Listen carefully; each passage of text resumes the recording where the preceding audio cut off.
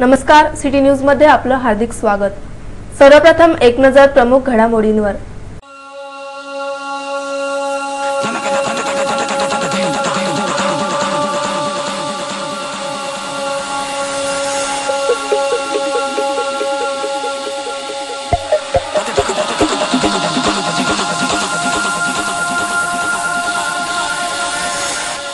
महानगरपालिकेची निवडणूक वेळेतच होणार, मुख्य निवडणूक आयुक्तांचा निर्वाळा।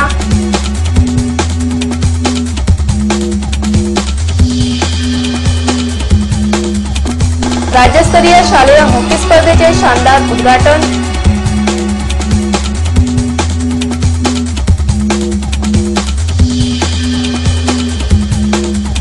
मोरणा नदी पात्राजवळील संरक्षक भिंतीच्या मातीची चोरी, महसूल विभागाचे अक्षम्य दुर्लक्ष।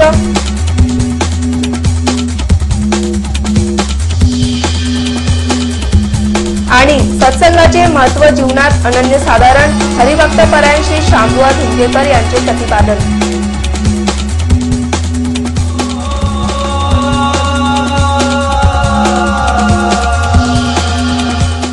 अकोला महानगरपालिकेची निवडणूक वेळेत घेण्यात येणार असून प्रभाग रचना व आरक्षण या संदर्भातील 65 तक्रारीची सुनावणी आयुक्तांसमोर झाली।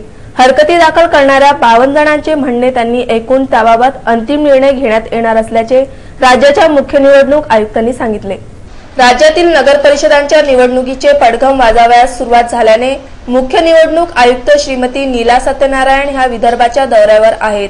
अकोला महानगरपालिकेत प्रभाग रचनेसंदर्भात 40 व आरक्षण संदर्भी 25 अशा एकूण 65 तक्रारीबाबत सुनावणीसाठी मुख्य निवडणूक आयुक्तांनी महानगरपालिकेत अधिकारी व उपस्थित 52 तक्रारकर्त्यांचे म्हणणे ऐकून घेतले। सकाळी 10:30 ते 4 वाजेपर्यंत ही सुनावणी चालली। त्यानंतर पत्रकारांशी बोलताना त्यांनी येऊ घेतलेल्या नगर परिषद निवडणुकात पेड न्यूज बाबत काटेकोर लक्ष देण्यात येईल असे सांगितले। त्यासाठी जिल्हा न्याय समिती गठीत करण्यात येणार आहे। सुनावणीसाठी आलेल्या हरकतीपैकी 3-4 हरकती महत्त्वाच्या असून त्यावर विचारविनिमय करण्यात येईल। इतर हरकतीबाबत आयुक्तांना योग्य तो निर्णय देण्याच्या सूचना देण्यात आल्या। महानगरपालिकेची निवडणूक वेळेत होणार असल्याचे त्यांनी सांगितले। राज्यातील 196 नगर परिषदेचा सार्वत्रिक निवडणूक कार्यक्रम घोषित करण्यात आला। त्यापैकी परभणी नपचे रूपांतर मनपात होणार असल्याने परभणी नगर परिषदेची निवडणूक रद्द करण्यात आल्याचे त्यांनी सांगितले। सकाळी 10:30 वाजता राज्याच्या मुख्य निवडणूक आयुक्त श्रीमती नीला सत्यनारायण यांचे अकोला महानगरपालिकेत आगमन झाले, तेव्हा त्यांचे स्वागत करण्यात आले। यावेळी जिल्हाधिकारी श्री परिमल सिंह, जिल्हा पोलीस अधीक्षक श्री वीरेंद्र कुमार मिश्र, जिल्हा परिषदचे सीओ श्री ई रवींद्रन, मनपा प्रशासक श्री दीपक चौधरी, आरडीसी श्री जितेंद्र वाघ यांच्यासह अन्य अधिकारी उपस्थित होते। वसंत देसाई क्रीडांगणावर राज्यस्तरीय शालेय हॉकी स्पर्धेचे उद्घाटन ऑलिम्पिक खेळाडूंच्या हस्ते करण्यात आले। शहरातील वसंत देसाई स्टेडियमवर राज्यस्तरीय शालेय हॉकी स्पर्धेचे थाटात उद्घाटन करण्यात आले। या राज्यस्तरीय शालेय हॉकी स्पर्धेचे उद्घाटन 1992 मध्ये स्पेन येथे आयोजित ऑलिम्पिक वर्ल्ड कप हॉकी स्पर्धेतील खेळाडू श्री अजित लाकरा यांनी केले।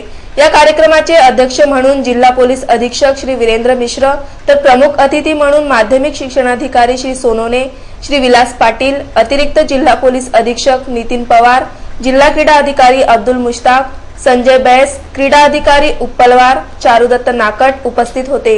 ही राज्यस्तरीय शालेय हॉकी स्पर्धा 8 विभागाच्या संघात खेळवली जाणार असून 2 दिवस ही स्पर्धा सुरू राहणार आहे। अकोला महसूल विभागाच्या दुर्लक्षपणामुळे दिवसाढवळ्या गौण खनिजाचे उत्खनन होत असून शासकीय तिजोरीला चुना लावण्यात येत आहे। अकोला महसूल विभागाच्या दुर्लक्षपणामुळे गौण खनिजाच्या चोरीचे प्रमाण वाढत चालले आहे। जेव्हा कोणताही विभाग याकडे लक्ष द्यावयास तयार नाही, तेव्हा अवैधरित्या गौण खनिज चोरी करणाऱ्यांची हिंमत वाढल्याशिवाय राहणार नाही। अकोला शहरातील नायगाव परिसरातील ईदगाहच्या मागील भागात एक नदी आहे। या नदीला मातीची सुरक्षा भिंत आहे। ही भिंतच खोदण्याचे काम या ठिकाणी अवैधरित्या सुरू आहे। दिवसभर कित्येक ट्रकांच्या माध्यमातून येथून माती नेण्यात येते। ट्रक, ट्रॅक्टर, गाढवाच्या माध्यमातून गौण खनिज चोरी होत आहे।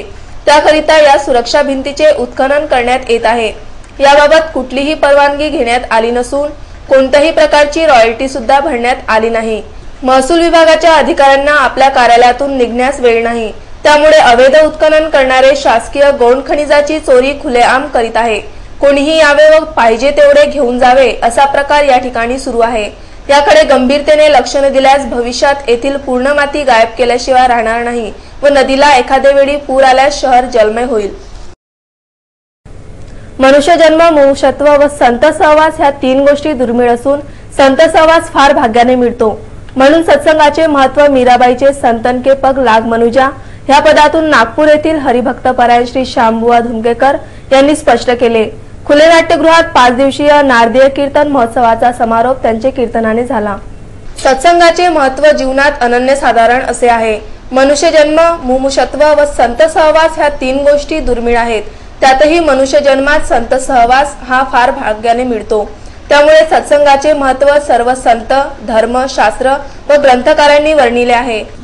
सत्संग व दुर्जन संग यातील फरक लक्षात घेतला पाहिजे। दुर्जनाचे संगतीने त्याचे कर्मदोष आपल्याला चिटकतात। सुखाचा संसार करणारे प्रापंचिक हा संसार मुळात दुःखदायक असल्याचे विसरतात। त्यामुळे खरे सुख हे सत्संगातच मिळते। हे मीराबाईचे भजनातून विविध दाखले व उदाहरणासह स्पष्ट केले। श्री शांबुवांनी उत्तर रंगात विजयनगर बादशहाचे दिवाण असलेले संत मालोपंत यांचे आख्यान सादर करून सत्संगाचे महत्व विशद केले। गायक कीर्तनकार असलेल्या बुवांनी नाट्यगीत, तराणा, शास्त्रीय संगीत, गझल, दिंडी यासह विविध गान प्रकार सादर करून रसिक श्रोत्यांना तृप्त केले। यावेळी खुले नाट्यगृहातील रसिकांची उपस्थिती लक्षणीय होती।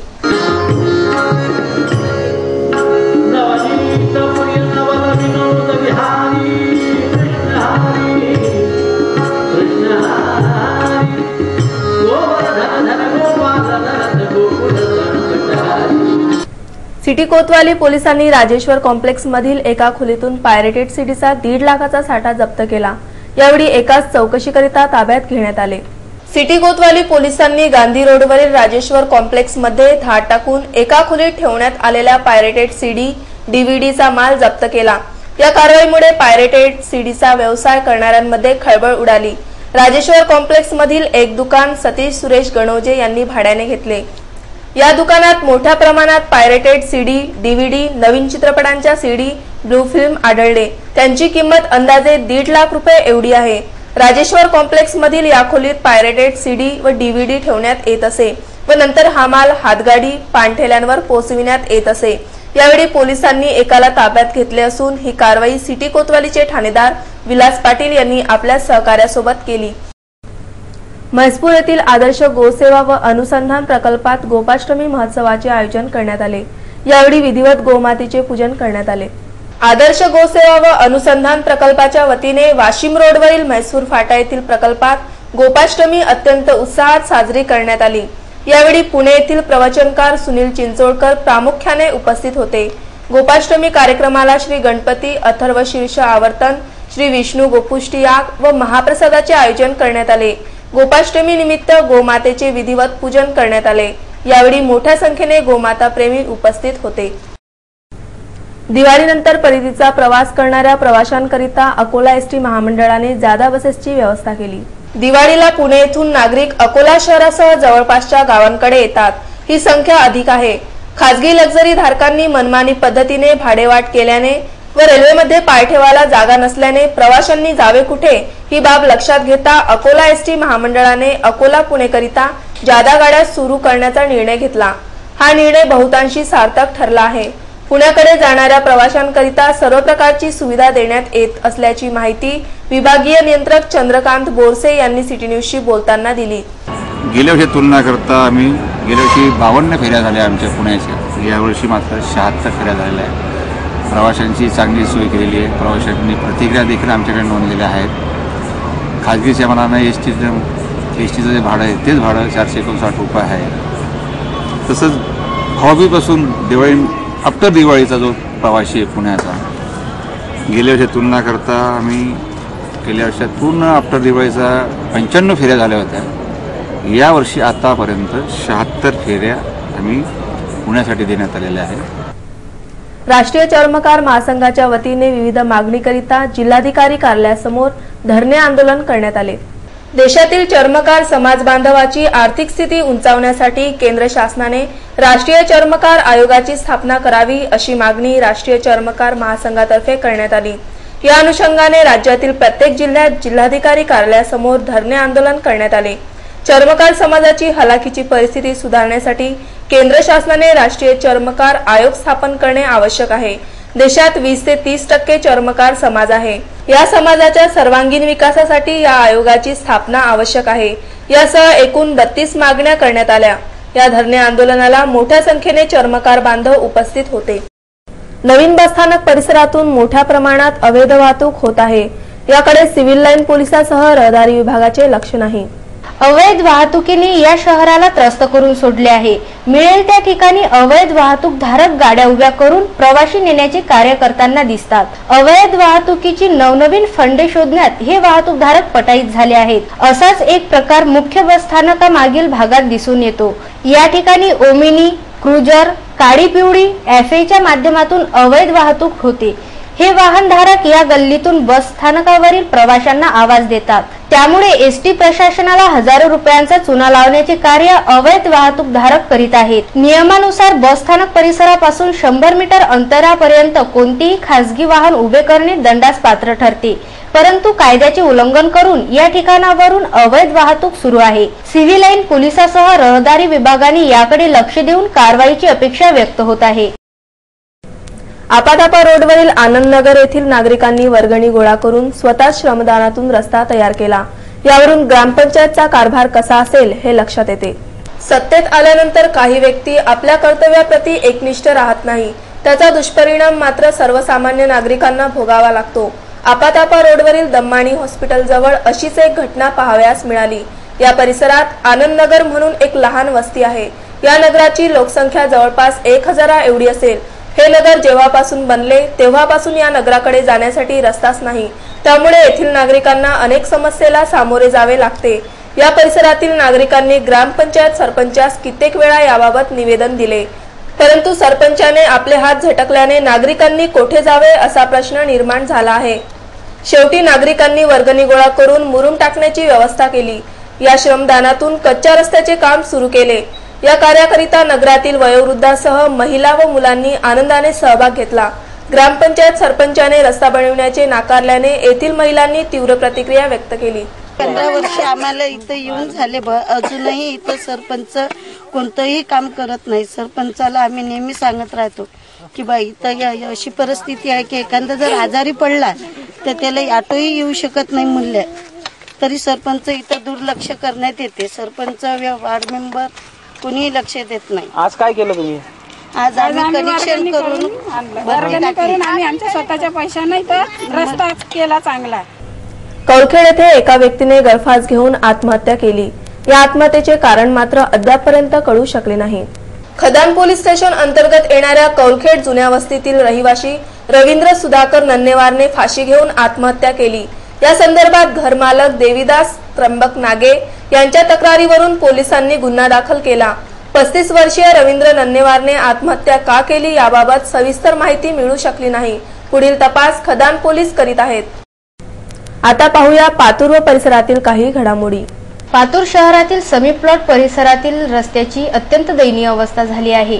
नगरसेवक व ठेकेदाराने संगनमत केल्याने केवळ 3 महिन्यात या रस्त्याची दयनीय अवस्था झाल्याचे दिसून येते। येथील नागरिकांनी वारंवार मागणी करीत पाठपुरावा केल्याने हा रस्ता बनविण्यात आला, परंतु निकृष्ट दर्जाचे मटेरियल वापरल्याने 3 महिन्यात रस्ता उकडला गेला व लोखंडही उघडे पडले।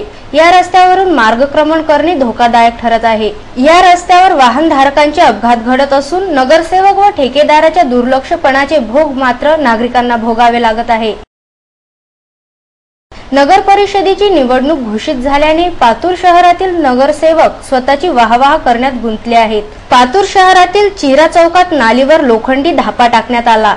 4 महिन्यापूर्वी टाकण्यात आलेल्या या धाप्याची अत्यंत दयनीय अवस्था झाली आहे। हा धापा कित्येक ठिकाणी दबला, त्यामुळे वाहनधारकांना त्रास सहन करावा लागत आहे। शहराचे नगराध्यक्ष व नगरसेवक याच रस्त्यावरून ये-जा करतात, परंतु तेही याकडे दुर्लक्ष करीत आहेत। धापा टाकण्यापूर्वी या रस्त्याची अवस्था चांगली असल्याचेही काहींचे म्हणणे आहे।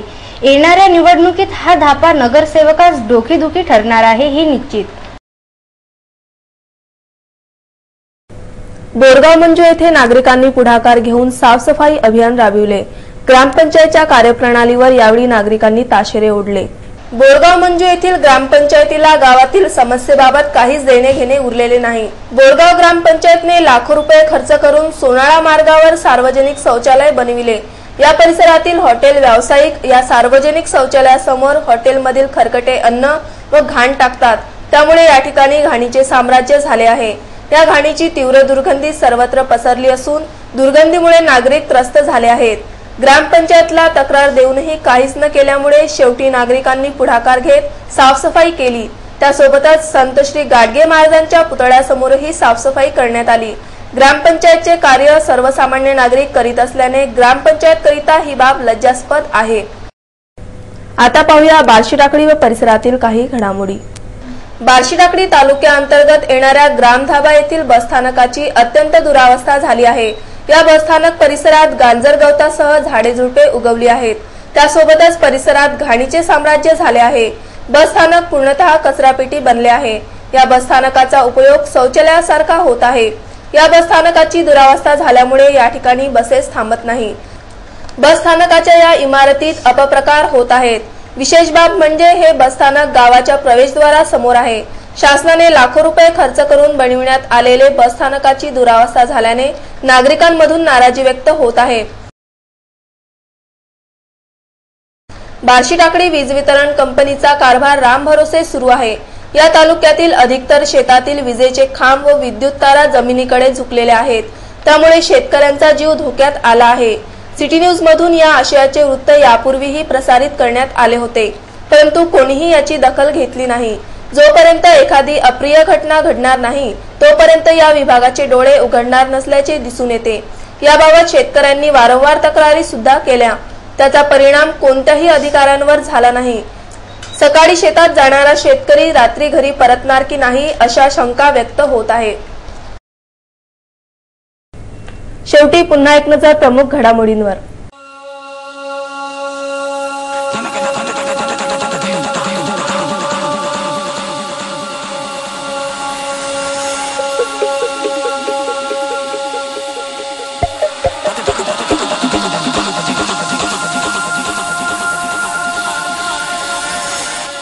महानगरपालिकेची निवडणूक वेळेतच होणार, मुख्य निवडणूक आयुक्तांचा निर्वाळा।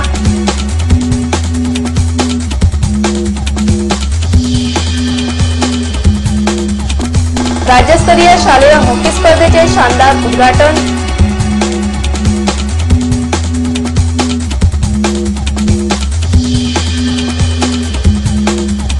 मोरणा नदी पात्राजवळील संरक्षक भिंतीच्या मातीची चोरी, महसूल विभागाचे अक्षम्य दुर्लक्ष।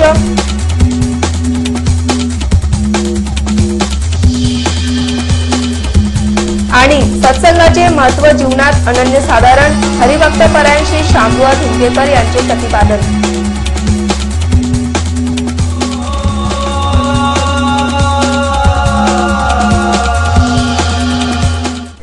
पुन्हा भेटूया शहर आणि परिसरातील ताज्या घडामोडी व अधिक माहितीसह। नमस्कार।